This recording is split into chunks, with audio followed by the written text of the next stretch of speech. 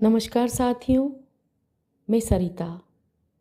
स्वागत है आपका मेरे कहानियों के चैनल कुछ भूल गए कुछ याद है में। यहाँ मैं प्रत्येक अंक में आपके लिए एक नई कहानी लेकर आती हूँ। कहानियाँ मूल रूप से हमारे व्यक्तित्व का प्रतिबिंब होती हैं, जो अनुभव, स्मृति, कल्पना और हमारी आवाज़ से आकार लेती हैं। आज आप सुनेंगे रविंद्रनाथ टैगोर जी की एक लोकप्रिय कहानी, जीवित और मृत। आइए सुनते हैं। रानीहाट के जमींदार बाबू शारदा शंकर के घर की बेचारी विधवा छोटी बहू के मायके में कोई न था। एक एक करके सभी मर चुके थे। ससुराल में भी अपना कहने को कोई नहीं है, न पति है न पुत्र। एक जेठोत है, शारदा शंकर का छोटा लड़का। वही उसकी आंखों का तारा है। उस बच्चे के पैदा होने के बाद उसकी मां को बड़ी गंभीर बीमारी ने घेर लिया था। अतः उस लड़के को उसकी चाची विधवा कादम्बिनी ने ही पाल पोस कर बड़ा किया है। कोई पराये लड़के को पाल पोस कर बड़ा करे तो उस पर हृदय का खिंचाव और स्नेह मानो और भी बढ़ जाता है, क्योंकि उस पर उसका कोई कानूनी हक नहीं रहता। विधवा कादम्बिनी ने अपने सारे रुके हुए स्नेह को इस छोटे से बच्चे पर सींचकर एक दिन सावन की रात को एकाएक इस लोक से कूच कर दिया। अचानक ना जाने कैसे उसके हृदय की दुखदुकी बंद हो गई। दुनिया में और सब जगह तो समय ज्यों का त्यों चल ही रहा था, सिर्फ उस स्नेहपूर्ण छोटे से कोमल हृदय के भीतर ही समय की घड़ी के पुर्जे हमेशा के लिए बंद हो गए थे। पीछे कहीं पुलिस का अड़ंगा न लग जाए, इस डर से बिना आडंबर जमींदार के 4 ब्राह्मण कर्मचारी अर्थी को जल्दी से शमशान लेकर चल दिए। रानीहाट का मसान गांव से बहुत दूर था। तालाब के किनारे एक झोपड़ी है और उसके पास ही एक बड़ा भारी बड़ का पेड़। चारों तरफ मैदान ही मैदान नजर आता है और कुछ नहीं। पहले यहाँ नदी बहती थी, अब वह बिल्कुल सूख गई है। उस सूखी नदी का ही कुछ हिस्सा खोदकर मसान का तालाब बना दिया गया है। अर्थी को झोपड़ी के भीतर रखकर चारों जने चिता के लिए आने वाली लकड़ियों का इंतजार करने लगे। बहुत देर तक बैठे बैठे जब बिल्कुल उकता गए तो उनमें से निताई और गुरुचरण यह देखने के लिए चल दिए कि लकड़ी आने में इतनी देर क्यों हो रही है। बाकी के 2 विधु और वनमाली अर्थी के पास बैठे रहे। सावन की अंधेरी रात थी। आकाश में चारों ओर बादल ही बादल मंडरा रहे हैं, कहीं एक तारा तक दिखाई नहीं देता। अंधेरी झोपड़ी में दोनों जने चुपचाप बैठे हुए हैं। 5 मिनट 1 घंटे के बराबर मालूम होने लगे। जो लकड़ी लाने गए थे उन्हें वे मन ही मन गालियां देने लगे। इतने में कुछ ऐसा लगा कि जैसे खाट जरा कुछ हिली हो, मुर्दे ने मानो करवट बदली हो। विधु और वनमाली दोनों कांप उठे और राम नाम जपने लगे। इतने में झोपड़ी में एकाएक एक गहरी उसास सी सुनाई पड़ी। विधु और वनमाली उसी दम उछलकर झोपड़ी से बाहर निकल आए और सीधे गांव की तरफ भाग खड़े हुए। करीब 1.5 कोस रास्ता तय करने के बाद उन्होंने देखा कि उनके बाकी दोनों साथी लालटेन हाथ में लिए वापस आ रहे हैं। दरअसल वे तंबाकू ही पी रहे थे। लकड़ी के बारे में उन्हें कुछ भी पता नहीं था, फिर भी आकर समाचार दिया, पेड़ काटकर लकड़ी चिरवाई जा रही है, बस अब आने ही वाली समझो। जवाब में विधु और वनमाली ने झोपड़ी का सारा किस्सा कह सुनाया।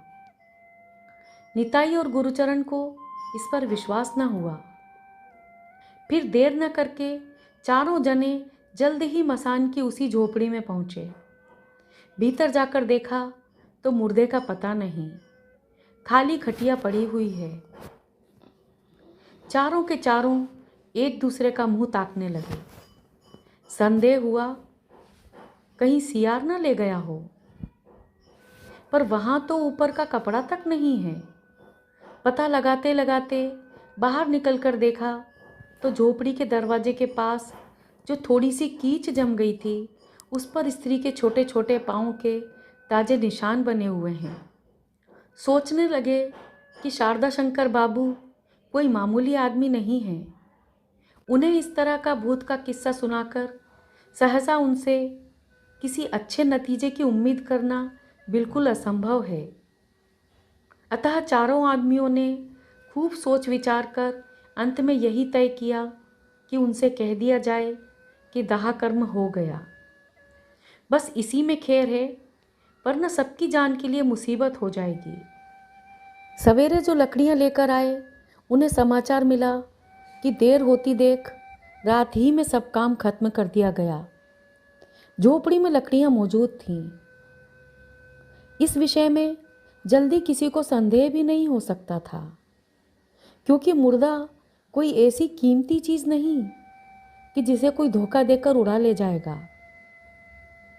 सभी जानते हैं कि कभी कभी बीमार शरीर में जीवन का जब कोई लक्षण ही नहीं पाया जाता, तब भी बहुधा उसमें प्राण मौजूद रहते हैं। फिर यथा समय उस मुर्दा जैसे शरीर में सांस चलने लगती है। कादम्बिनी भी असल में मरी नहीं थी। अचानक किसी वजह से उसके दिल की धड़कन बंद हो गई थी। जब वह सचेतन हो उठी तो देखा कि उसके चारों तरफ घोर अंधकार ही अंधकार है। हमेशा जहां वह सोती थी, उसे मालूम हुआ कि यह वह जगह नहीं है। एक बार उसने पुकारा, जीजी, पर अंधेरे घर में किसी ने कुछ जवाब नहीं दिया।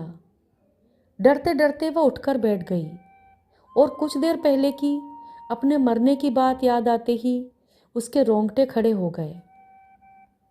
उफ! अचानक छाती के भीतर कैसा जबरदस्त दर्द उठा था। दम घुटने लगा था। उसकी जेठानी घर के एक कोने में बैठी अंगीठी पर बच्चे के लिए दूध गर्म कर रही थी। कादम्बिनी से मारे दर्द के खड़ा न रहा गया। वह पछाड़ खाकर बिछोने पर गिर पड़ी थी। उसने रुंधे हुए स्वर से कहा था, जीजी, जरा लल्ला को ला दो मेरे पास, मेरा जी घबरा रहा है। उसके बाद उसकी आंखों के आगे सब काला स्याह हो गया था, मानो किसी लिखी हुई कॉपी पर स्याही भरी दवात उलट पड़ी हो। कादम्बिनी की सारी स्मृति और चेतना, विश्व ग्रंथ की सारी लिखावट पल भर में एकाकार हो गई। बेचारी विधवा को इतनी भी सुध नहीं कि उसके प्यारे लल्ला ने उसे एक बार आखिरी वक्त स्नेह और ममता से भरे अपने मीठे गले से चाची कहकर पुकारा था या नहीं। फिर उसे अपने नीचे जमीन का अनुभव हुआ। इतने में एक बार बिजली चमक उठी। इस क्षणिक उजाले में सामने तालाब, बरगद का पेड़, दूर तक फैला हुआ मैदान और पेड़ ही पेड़ नजर आए। उसे याद आ गई, कभी कभी पुण्यतिथि के दिन इस तालाब के किनारे आकर उसने स्नान किया है। पहले तो उसके मन में आई कि घर लौट चले। फिर सोचने लगी कि मैं जिंदा नहीं हूँ, मुझे घर में कोई घुसने नहीं देगा। घर वालों का अमंगल जो होगा। जीव राज्य से मुझे तो देश निकाला मिल चुका है। मैं तो अब अपनी प्रेतात्मा हूँ। मन में इन सब बातों का ख्याल आते ही उसे मालूम हुआ कि उसके चारों ओर से सांसारिक कायदे कानून के सारे बंधन मानो टूटकर गिर पड़े हैं। मानो अब उसमें अद्भुत शक्ति तथा असीम स्वाधीनता आ गई है। अब वह जहाँ चाहे जा सकती है, जो चाहे कर सकती है। इस तरह के अभूतपूर्व और विचित्र भाव मन में आते ही वह उन्मत्त सी हो उठी। फिर सहसा आंधी की तरह झोपड़ी से बाहर निकलकर अंधकारमय शमशान के ऊपर से दौड़ती हुई चल दी। उसके मन में लज्जा, भय, चिंता का लेश मात्र भी ना रहा। बहुत देर तक चलते चलते उसके पैर थक गए, शरीर में भी थकावट आने लगी। मैदान पर मैदान पार करती गई, पर उनका छोर न आया। जब पौ फटी, कुछ कुछ सवेरे का उजाला दिखाई दिया, तब एक गांव के किनारे की बस्ती में पेड़ों पर चिड़ियों की चहचहाट सुनाई देने लगी। तब उसे डर सा मालूम होने लगा। आदमी भूत से डरता है और भूत आदमी से। मृत्यु नदी के दोनों किनारों पर इन दोनों का निवास है। कादम्बिनी के कपड़े कीच से सन रहे थे। अद्भुत भेष था उसका, और रात भर जागने से वह पागल सी हो रही थी। चेहरा उसका ऐसा लग रहा था कि आदमी उसे देखकर डर सकते थे। गनीमत हुई कि राह चलते एक भले आदमी ने उसे सबसे पहले इस दशा में देख लिया। उसके पास आकर पूछा, बेटी, तुम किसी भले घर की कुलवधू जान पड़ती हो। तुम इस वेश में अकेली कहाँ जा रही हो? कादम्बिनी ने पहले तो कुछ जवाब नहीं दिया और एकटक उसके मुंह की तरफ ताकती रही। एकाएक उसे कुछ जवाब नहीं सूझ पड़ा। वह संसार में मौजूद है, किसी भले घर की कुलवधू सी जान पड़ती है। राह चलता पथिक उससे कुछ पूछ रहा है। ये सब बातें उसे अनहोनी सी जान पड़ने लगी। पथिक ने उससे फिर पूछा, चलो बेटी, मैं तुम्हें घर पहुंचा दूं। तुम्हारा घर कहाँ है, मुझे बताओ। कादम्बिनी सोचने लगी, ससुराल लौटना तो अब फिजूल है। वहाँ स्थान कहाँ, और मायके में है ही कौन। तब उसे अपनी बचपन की एक सहेली योगमाया की याद आई। योगमाया के साथ यद्यपि उसका छुटपन में ही बिछोह हो गया था, फिर भी बीच बीच में उससे चिट्ठी पत्री चलती रहती थी। चिट्ठी के द्वारा ही कभी कभी उन दोनों में प्यार भरी बातों की लड़ाई भी चलती थी। कादम्बिनी दिखाना चाहती थी कि उसका प्रेम जोरदार है, वह उसे बहुत चाहती है। उधर योगमाया भी जताना चाहती कि जितना वह चाहती है उतना सखी की तरफ से उसे प्रेम नहीं मिलता। दोनों ही इस बात का दावा रखती थीं कि किसी मौके पर एक बार दोनों का मिलन हो जाए तो दोनों में से कोई भी किसी को घड़ी भर के लिए आंख से ओझल न होने दे। कादम्बिनी ने उस भले आदमी से कहा, निशिंदापुर में मुझे श्रीपति बाबू के घर पहुंचा दीजिए। वह पति कलकत्ता जा रहा था। निशिंदापुर यद्यपि पास न था, फिर भी उसके रास्ते में ही पड़ता था। उसने खुद इंतजाम करके कादम्बिनी को श्रीपति बाबू के घर पहुंचा दिया। दोनों सखियों में मिलाप हुआ। योगमाया ने कहा, आज मेरे बड़े भाग्य हैं। सचमुच किसी तरह तुम्हें मैं इतनी जल्दी, इतनी आसानी से देख सकूंगी, इसकी मुझे सपने में भी आशा नहीं थी। पर बहन, ससुराल वालों ने तुम्हें यहाँ आने कैसे दिया? कादम्बिनी पहले तो चुप रही, फिर अंत में बोली, बहन, ससुराल की बात मुझसे ना पूछो। मुझे तो तुम अपने यहाँ की दासी की तरह एक कोने में पड़ी रहने देना। योगमाया ने कहा, बहन, तुम कैसी बातें कर रही हो? दासी की तरह क्यों रहोगी तुम? तुम तो मेरी सबसे ज़्यादा प्यारी सहेली हो। तुम मेरी। इतने में श्रीपति भीतर आ गए। कादम्बिनी कुछ देर तो उनके मुंह की ओर देखती रही, फिर धीरे धीरे कमरे से बाहर निकल गई। उसने ना तो घूंघट खींचा और ना किसी तरह का संकोच या शर्म का भाव ही दिखाया। कहीं उसकी सहेली के विरुद्ध श्रीपति कुछ ख्याल न कर बैठे, इसीलिए योगमाया ने बड़ी फुर्ती से पति को उसके बारे में तरह तरह से समझाना शुरू किया। पर इतना कम समझाना पड़ा और श्रीपति ने इतनी जल्दी योगमाया की सब बातें मान ली। योग माया अपने मन में विशेष संतुष्ट न हो सकी। कादम्बिनी सहेली के घर आई तो सही, पर सहेली से ज्यादा हिलमिल न सकी। उसके अपने ख्याल से बीच में मौत की एक दीवार सी खड़ी रही। कादम्बिनी योग माया के मुंह की ओर देखती और ना जाने क्या क्या सोचती रहती। उसकी सखी मानो अस्तित्व के देश में रहती है और वह लटक रही है अनंत के बीच।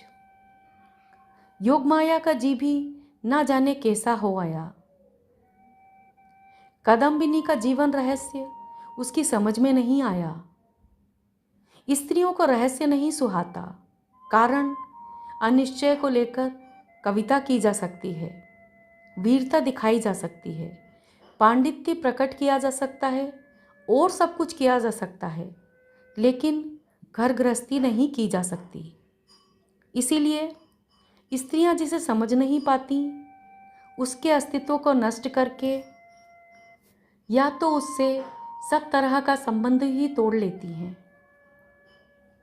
या फिर उसे अपने हाथ से नया रूप देकर अपने काम आने लायक चीज बना लेती हैं। और अगर इन दोनों में से एक भी बात ना हो सकी तो फिर उस पर खूब खींचती और झुंझलाती रहती हैं। हुआ भी यही। कादम्बिनी ज्यों ज्यों पहले की तरह दुर्बोध्य होने लगी, त्यों त्यों योग माया मन ही मन उससे खींचने लगी। वह सोचने लगी कि यह कौन सी बला सिर पर आ पड़ी। इसके सिवा दूसरी एक और आफत है, वह यह कि कादम्बिनी खुद अपने से डरती है। रात को दिए के उजाले में अपनी परछाई देखकर उसके रोंगटे खड़े हो जाते हैं। उसकी यह हालत देखकर घर भर के लोगों के मन में एक तरह का डर पैदा हो गया। नौकर नौकरानी और योगमाया तक को जहाँ तहाँ जब तब भूत दिखाई देने लगा। एक दिन ऐसा हुआ कि कादम्बिनी आधी रात को अपनी कोठरी में से निकलकर रोती हुई सीधी योगमाया के कमरे के दरवाजे के पास आ खड़ी हुई और बोली, जी जी जी जी, तुम्हारे पैरों पड़ती हूँ, मुझे अकेली मत छोड़ा करो। योगमाया जैसे डरी वैसे गुस्सा भी उसे खूब आया। उसके मन में आया कि उसी घड़ी कादम्बिनी को निकाल बाहर करे, पर श्रीपति को दया आ गई। उन्होंने बड़ी मुश्किल से उसे शांत करके बाहर की कोठरी में उसके रहने का इंतजाम कर दिया। योगमाया ने उन्हें एकाएक डांटना शुरू कर दिया।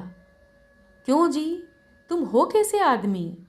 एक औरत अपनी ससुराल छोड़कर महीने भर से तुम्हारे घर पर रह रही है, जाने का नाम तक नहीं लेती, और तुम्हारे मुंह से ऊँ तक नहीं निकली।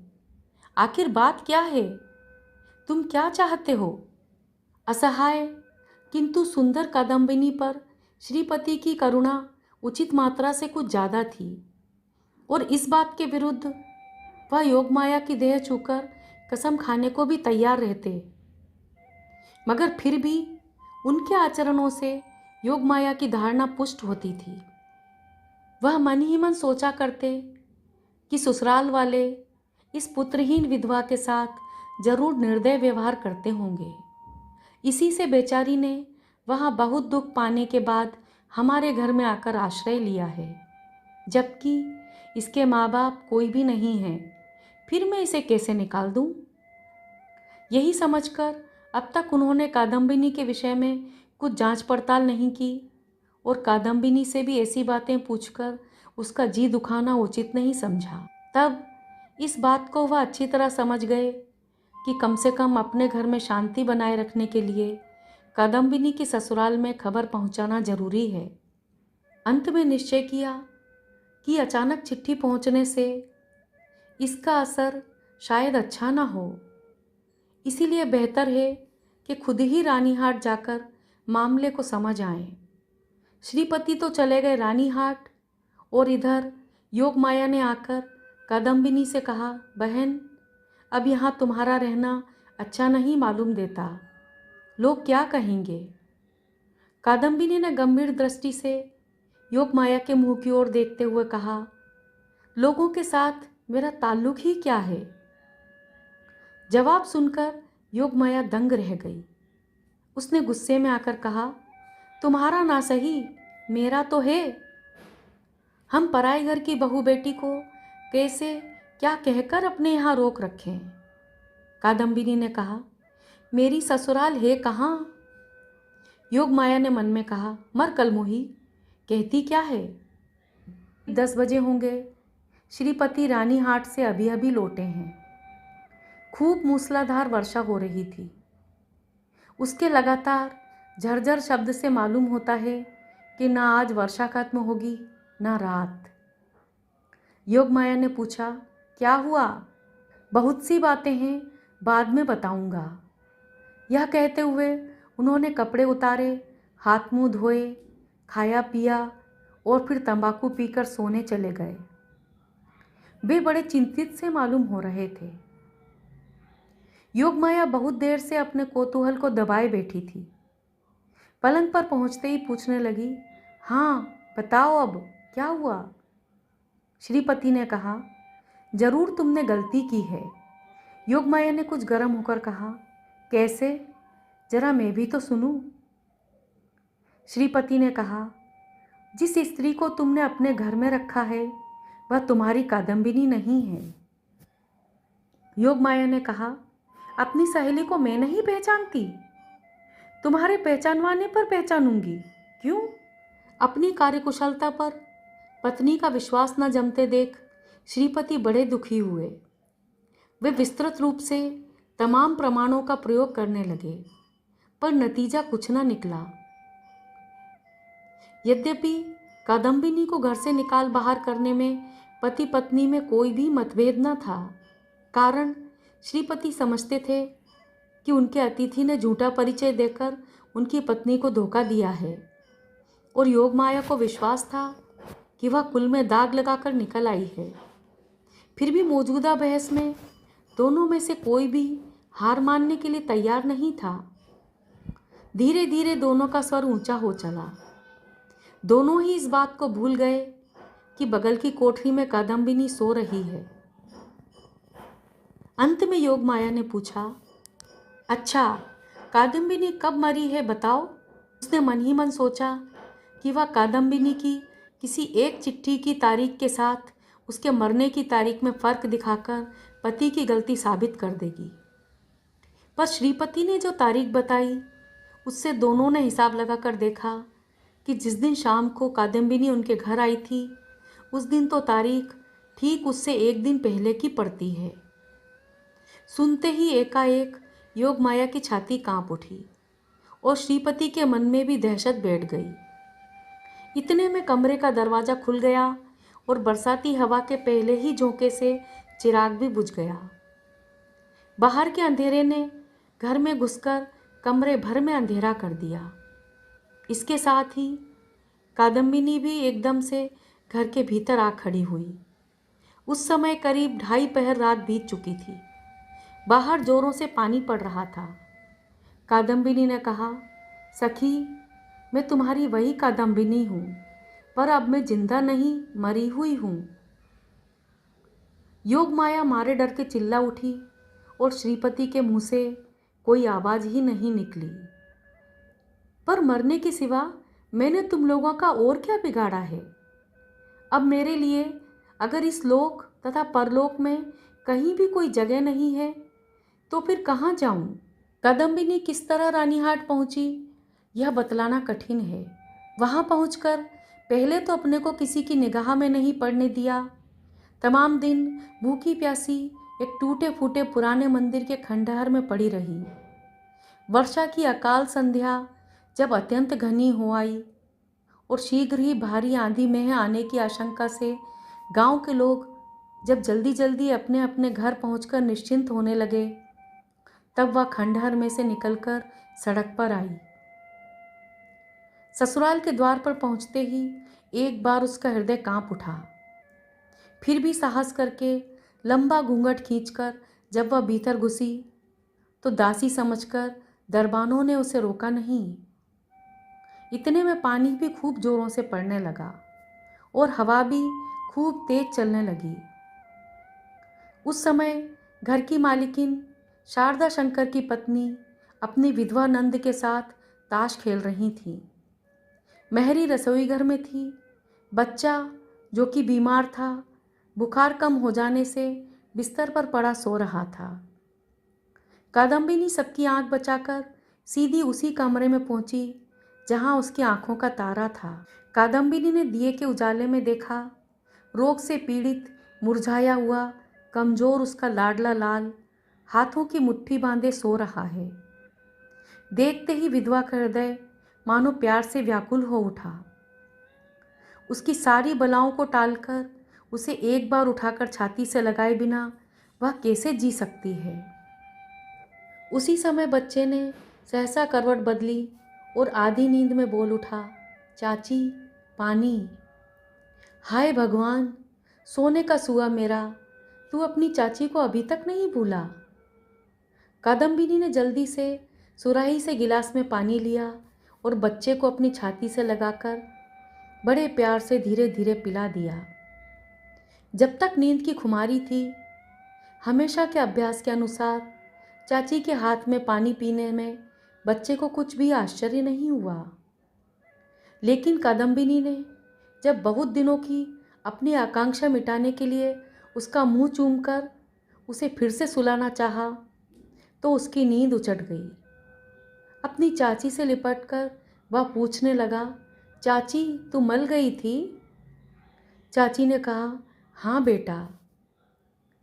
फिर तू मेरे पास लौट आई है, अब तू मलेगी तो नहीं? कादम्बिनी अभी उसकी बात का कोई जवाब देती, इससे पहले एक और बात हो गई। मेहरी कटोरे में दूध लिए भीतर आ रही थी कि कादम्बिनी को देखते ही कटोरा पटककर अम्मा री चिल्लाती हुई जमीन पर पछाड़ खाकर गिर पड़ी। चिल्लाहट सुनते ही ताश फेंक कर मालकिन दौड़ी आई और कमरे में पैर रखते ही वह भी काठ के ठूंठ की तरह खड़ी की खड़ी रह गईं। ना भाग ही सकी, ना मुंह से कुछ कह सकी। यह सब देखकर लड़के के मन में भी डर सा बैठ गया। वह भी रोने लगा, बोला, चाची तू जा। कादम्बिनी को बहुत दिन बाद आज अनुभव हुआ कि वह मरी नहीं है। वही पुराना घर द्वार, वही सब कुछ, वही लल्ला, वही स्नेह। लल्ला के पास आकर उसे मालूम हुआ कि लल्ला की चाची तो रत्ती भर भी नहीं मरी।